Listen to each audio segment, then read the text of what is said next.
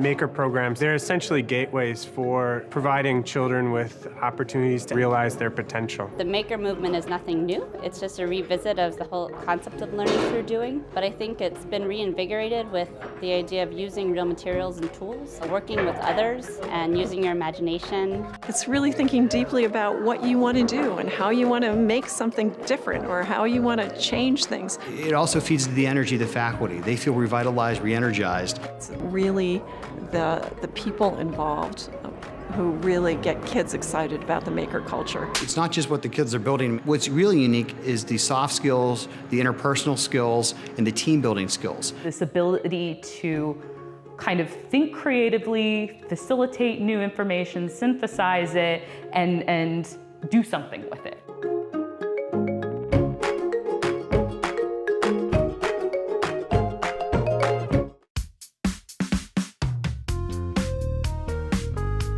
Well, the Make Shop is actually a collaboration between the University of Pittsburgh and Carnegie Mellon University.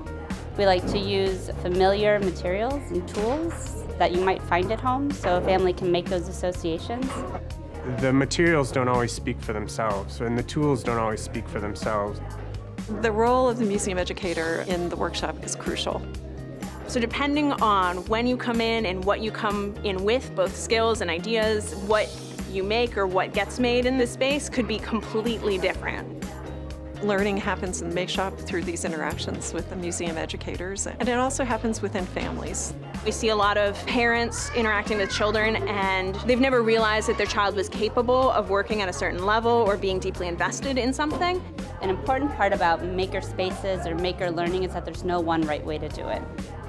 Each place has their own sort of reason for doing making. In other spaces, it may look completely different, but probably has a lot of the same core values. You're going to have kids who are not makers, and that's okay. They may be looking at creating apps. They may be looking at coding. Make Shop is just one of those components to really enrich learning.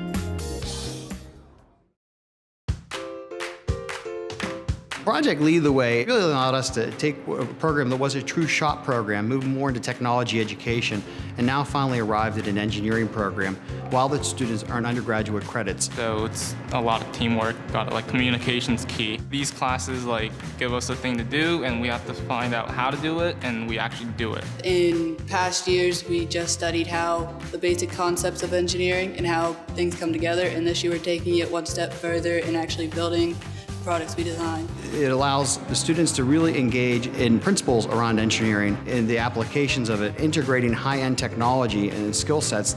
This machine allows the students to cut out metal. So this is the first project they're going to do as a practice, learn how to use the machinery, learn how to use some of the basic tools in the lab, and learn how to use some of the bending equipment that'll be necessary to complete this project. I just really like the tech ed wing of the school because it's a lot of hands-on, get creative, and it's a lot of fun for me. It's a really nice way to learn about future careers. Many students who are considering college should really reevaluate it and look at associate's degree to put them in a high-need area that has high return and salary. So these are good paying jobs.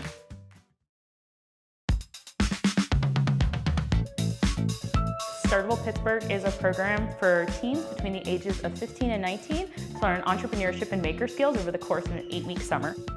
Not only do you get to make things, you get to learn how to make it a part of your living. Students split their time between here, which is Alpha Lab Gear, a startup accelerator for early stage companies, and TechShop. TechShop is an open makerspace with a community of makers, so they can go and use the machinery but also get connections and have their own sort of space.